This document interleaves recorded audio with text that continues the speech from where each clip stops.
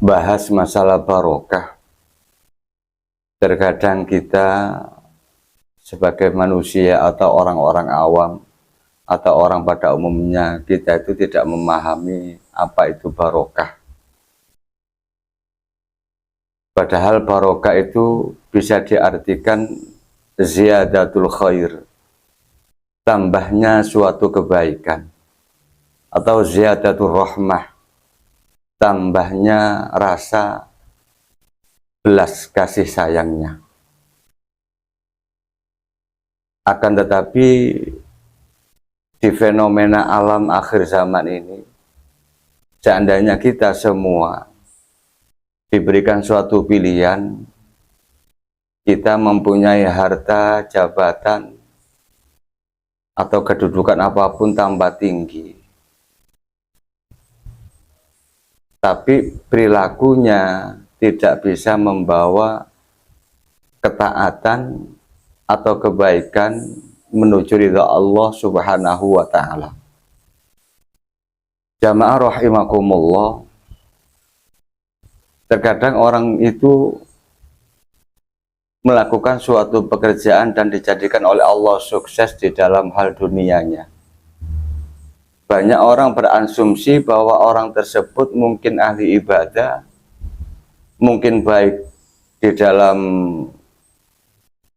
perilakunya, akhirnya orang tersebut dikasih kesuksesan di dalam harta duniawiannya.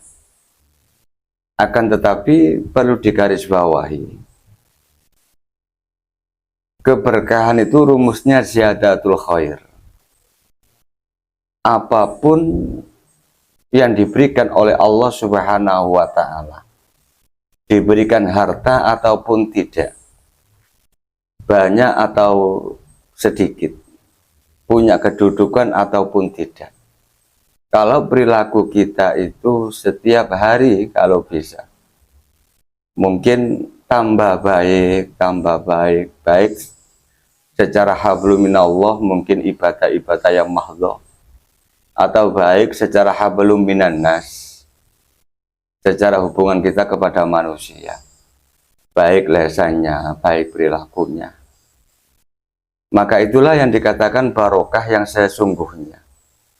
Banyak orang dikasih oleh Allah amanah, dikasih oleh Allah suatu kedudukan, pangkat yang tinggi, akan tetapi mereka tidak menunjukkan berperilaku ziyadatul rahmah, tambah belas kasih sayangnya kepada orang lain, tambah menjauh kepada orang-orang yang membutuhkan, merasa aman karena punya kedudukan, punya harta yang banyak, seakan-akan tidak membutuhkan orang lain.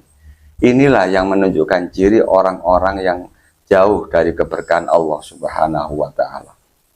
Seandainya ada orang itu tidak punya kedudukan, mungkin hartanya sedikit, akan tetapi perilakunya baik kepada Allah, terus belajar baik kepada manusia, terus belajar baik.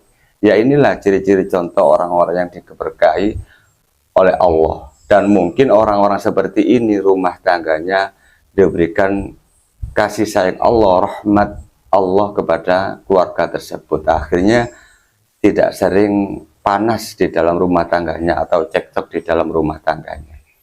Jamaah rahimakumullah, perlu kita sadari kalau kita ingin memperbaiki pola pandang, pola pikir kita, bahkan hati kita ini, maka rumusnya kita harus belajar apa yang disampaikan oleh Rasul Shallallahu Alaihi Wasallam. Jagalah lesan kita.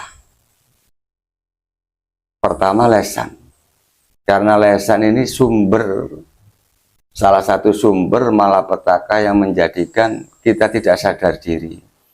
Dengan lesan banyak orang menjadi arogan, merasa dirinya lebih baik, merasa dirinya lebih kuat daripada orang lain.